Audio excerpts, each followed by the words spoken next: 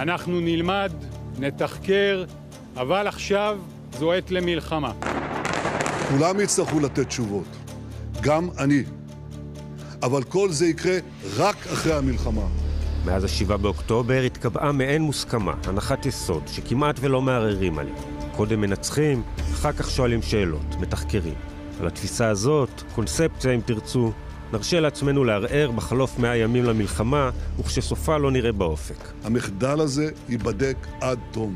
הראשון לערער על המוסכמה הזאת היה הרמטכ"ל, הרצי הלוי, שמינה בשבוע שעבר 4 אלופים בדימוס שעמדו בראשי צוותי תחקור, חשיבה והפקת לקחים מהמלחמה. בראשם העמיד הלוי את הרמטכ"ל ושר הביטחון לשעבר שאול מופז. למה עכשיו? יש מי שאומר שזה כבר באיחור. יש עשרות לפחות של לקחים שחיוני לתקן אותם כאן ועכשיו. המלחמה הנוכחית יכולה להימשך עוד 3 חודשים, יכולה להימשך עוד שנה. וברור שיש הרבה מאוד לקחים שהם לא רק רלוונטיים במובן של הגזרה שבה היה האירוע, אלא הם רלוונטיים גם לגזרות אחרות, ולכן כל דחייה של עיסוק בחלק מהלקחים היא דבר שאסור לעשות אותו. הקבינט הביטחוני שהתכנס בשבוע שעבר תוכנן לקיים בפעם הראשונה דיון על עזה ביום שאחרי המלחמה. אבל חלק משרי הקבינט היו מוטרדים מאוד מעניין אחר. השרה מירי רגב פנתה לרמטכ"ל ואמרה, העברתם דיווח שהקמתם צוות חקירה לטבח ה7 באוקטובר, מיניתם את מופז, השתגעתם. השר דודי אמסלם מצטרף, אנשי הצבא צריכים להיות עסוקים כרגע רק במלחמה. למה אתם עושים את זה? ציטוטים מתוך הדיון הסגור זרמו למערכות החדשות באותו ערב בנדיבות. פורסמו גם נזיפותיהם של השרים סמוטריץ' ובן גביר ברמטכ"ל, כל אחד בתורו. האווירה הייתה עכורה מאוד. השתתפתי בישיבות קבינט רבות, והתנהלות שכזו מעולם לא הייתה, ואסור שתהיה. זה נורא.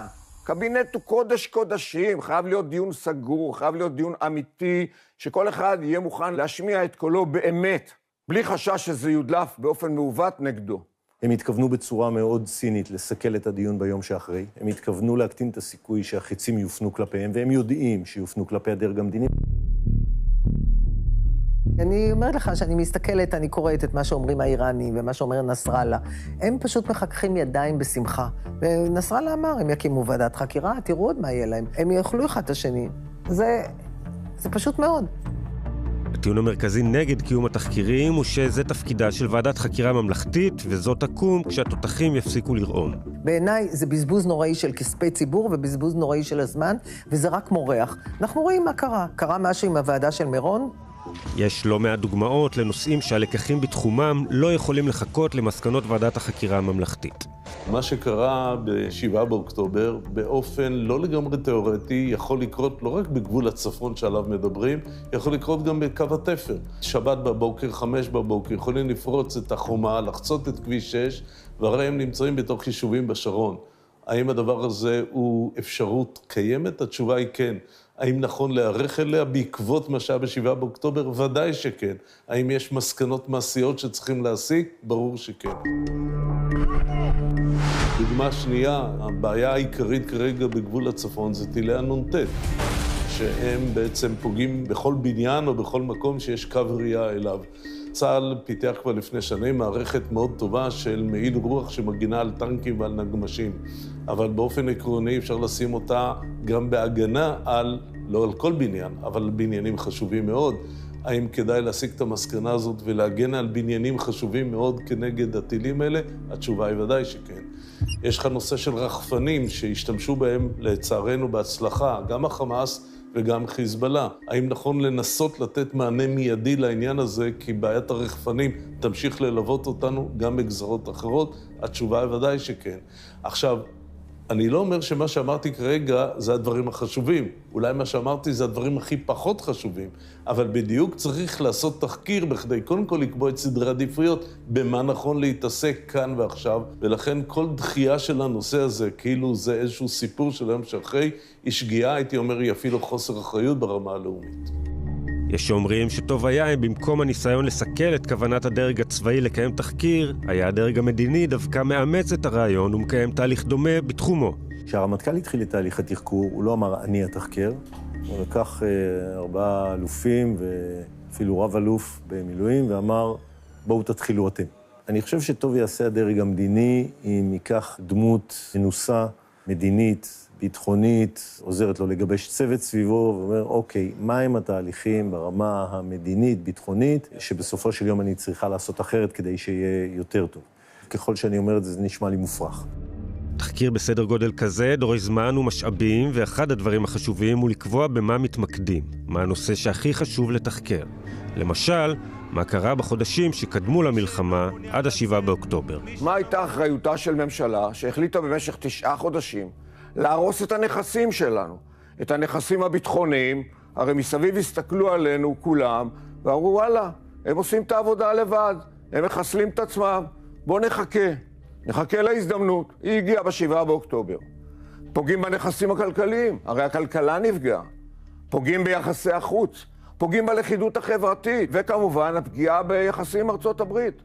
הנשיא ביידן הזהיר אותנו שאם מדינת ישראל תמשיך בדרך הזאת של ההפיכה המשטרית שקראו לה לכאורה רפורמה, אנחנו לא נהיה דמוקרטיה, ולכן ארצות הברית תאבד את בסיס הערכים המשותפים שבין ארצות הברית לבין ישראל. זו אמירה חמורה ביותר.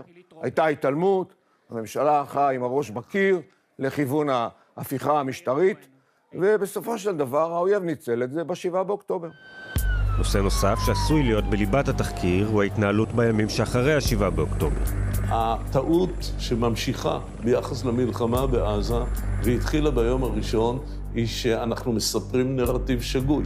יש בעזה ארגון טרור נורא והיום שנקרא חמאס, אנחנו נלחמים נגדו, לידו יש 2 מיליון אנשים, אזרחים מסכנים בעזה, בהם אנחנו לא צריכים להילחם ואפילו צריך לעזור להם ולסייע להם ולספק להם את מחסורם. זה סיפור נוראי, שהוא כמובן לא משקף את המציאות. המציאות היא שעזה הפכה להיות למדינה לפני 18 שנה. המנהיגות שלה, בדיוק כמו גרמניה הנאצית, עלתה לשלטון בעקבות בחירות דמוקרטיות, ומאותו רגע שינתה את פניה של עזה, הצליחה לגייס את כל המערכות האזרחיות בעזה, ולכן מה שקרה ב7 באוקטובר זה שמדינת עזה פתחה במלחמה נגד מדינת ישראל. יש לזה משמעויות מרחיקות לכת. כשאתה נלחם מדינה נגד מדינה, הכלים העומדים לרשותך הם תמיד הרבה יותר רחבים. אחד הדברים, למשל, דורשים מאיתנו ואנחנו עושים את זה. זה מספקים דלק לעזה. אומרים, לא, דלק זה לאזרחים, שיהיה להם למערכות המים ודברים אחרים, זה נראה לגיטימי. אבל אם תחשוב שמלחמה של מדינה נגד מדינה, שום מדינה בהיסטוריה לא סיפקה דלק למדינה אחרת שתקפה אותה. אז אתה אומר, דבר ראשון, אני מנתק אותה מכל מקורות של הספקה אפשרית, עד שבסוף ייגמר להם הכל, כי כשאין דלק בעזה, אי אפשר להיות במנהרות. עכשיו, הבעיה היא לא אם אני צודק באסטרטגיה הזאת, לעומת האסטרטגיה שנבחרה. השאלה היא, האם יתקיים דיון כזה? עכשיו, למה אני אומר שזה צריך להיות לקח ביום שאחרי? כי אנחנו בפני, אולי התחלנו, מלחמה בצפון. נגד מי נלחמים בצפון? מי שאומר שאנחנו נלחמים נגד חיזבאללה חוזר על אותה שגיאה. המלחמה תהיה בין מדינת ישראל למדינת לבנון. נחזור למערכה הצבאית. אנחנו לא יודעים במה יבחר להתמקד הצוות שמינה הרמטכ"ל. בכירי מערכת הביטחון לשעבר איתם שוחחנו, הצביעו כבר עכשיו על כמה כיוונים אפשריים לתחקיר, וגם על כמה מסקנות אפשריות. אני משוכנע שהשאלה הראשונה שמדינת ישראל צריכה לשאול את עצמה בתחקיר, אחרי מה הביא אותנו ל7 באוקטובר, זה איך להבטיח ביטחון ותחושת ביטחון לאזרחי מדינת ישראל בדרום, בצפון, לעשרות שנים. בוודאי שצה"ל לאורך הגבולות יצטרך להיות יותר חזק ויותר מוכן. וזה אומר בתורו שנצטרך להגדיל את הסד"כ. אני מעריך שזה יהיה דרך הערכה מחודשת של שירות החובה ודרך הגדלת כמות ימי המילואים שירדו בהתמדה לאורך הרבה מאוד שנים. במלחמת יום הכיפורים למדנו שמלחמה היא דבר יקר, וגם הפקת הלקחים ממנה. אחרי המלחמה צמח תקציב הביטחון ונסק ליותר מ-30% מהתוצר הלאומי, מה שהוביל למשבר כלכלי חריף וממושך, שלימים כונה העשור האבוד של הכלכלה הישראלית. אני מקווה שלא נגיע למצב שההוצאה הביטחונית שלנו תעלה הרבה מעבר ל5%, כמו שקרה אחרי מלחמת יום הכיפורים. תגובת הנגד שלנו הביאה אותנו למצב שההוצאה הביטחונית פגעה משמעותית גם בכלכלה. צריך למצוא את האיזון בין הדברים ולא ללכת רחוק מדי. גם אם הגדלת הצבא חיונית, זה לא בהכרח הפתרון הטוב ובוודאי לא היחיד. יצטרכו לשאול אם גודלו של הצבא היווה בעיה מרכזית ב7 באוקטובר, ואם עיסוק במה שקוראים בצבא בניין הכוח, הוא זה שייתן מענה עתידי לאיומים דומים. אני חושב שהעובדה שהצבא לא נערך כמו שצריך מול מה שקרה בעזה, היא לא קשורה לבניין כוח. מי שחשב שהאויב לא יפרוץ גדר, הרי כל המכשול שנבנה עוד בהחלטה שלי כשר ביטחון, קודם כל נועד לנטרל את איום המנהרות. הם חשבו על מתקפה, אבל דרך מנהרות, את זה נטרלנו. אף כוח לא יצא דרך מנהרה. אבל מישהו חשב שאפשר לפרוץ גדר? ההיערכות צריכה להיות היערכות של כוח, אבל זה לא קשור לבניין הכוח, זה קשור להפעלת הכוח. למה לא היה כוחות שם? למה לא הייתה כוננות עם שחר?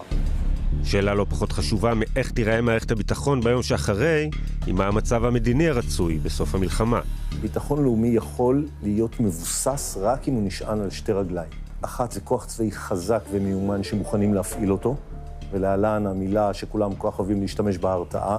והדבר השני זה שורה של הסכמים מדיניים שמבססים את האינטרסים של שני הצדדים, או שלושת הצדדים או ארבעת, באותו מצב שכולם מרגישים בו בטוחים.